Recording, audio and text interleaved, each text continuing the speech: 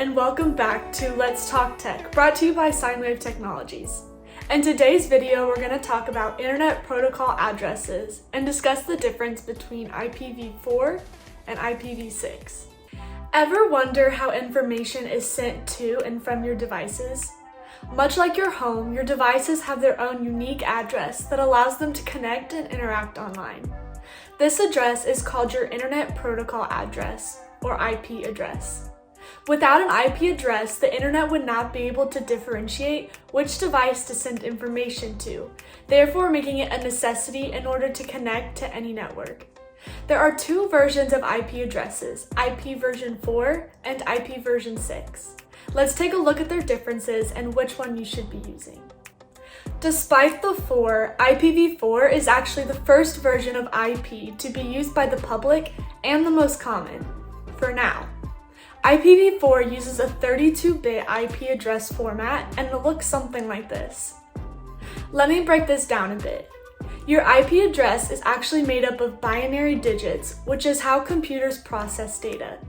What you are seeing is a simplified version. When you give the computer an IP address, it will convert it to binary. Binary is actually an assortment of ones and zeros, and it looks something like this.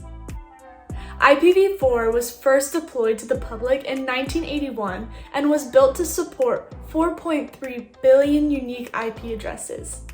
Though this may sound like a lot, at the time the creators had no way of knowing how much technology would grow and were actually running out of addresses. Think of all the people in the world, and then think of how many connected devices your household alone has right now, like your phone, laptop, TV, etc. Because of this issue, IP version 6 was created. IPv6 was deployed in 1998 and uses a 128-bit IP address format that uses both letters and numbers. This new format supports up to 340 undecillion unique addresses, which is way more than enough for quite a while. Though most internet services are still using IPv4, as we continue to run out of addresses, IPv6 will be implemented by more providers and will eventually be the new standard. Let's have a quick recap and look at a few of the differences between IPv4 and IPv6.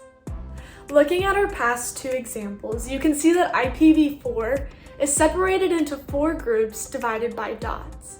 These sections are often referred to as octets. IPv6 is separated into 8 groups divided by colons. These sections are referred to as hextets. Unlike IPv4, IPv6 uses both numbers and letters, which allows for many more options.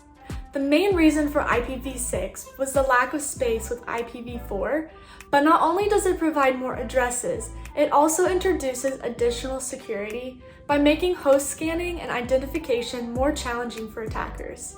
IPv4 was not designed with security in mind, but IPv6 was. The migration to IPv6 is a question of when, not if. Most equipment shipped today, like iPhones, cable modems, computers, iPads, all support IPv6. Services like Google and Facebook are already currently available via IPv6, and several large internet service providers are actively migrating. In fact, most ISPs offer both IPv4 and IPv6 numbers when connections are negotiated. If you are a business, we suggest that you consider adoption plans if they haven't already begun. Well, that's all for today's video. If you've enjoyed this series so far and want to learn more about technology, make sure to like, subscribe, and hit that bell to be notified about our next video. If you have any further questions or just want to follow along to learn more tech, check out our social media linked below in the description or take a look at our website at sinewavetech.com. I hope you all have a great weekend and I will see you next week on Let's Talk Tech.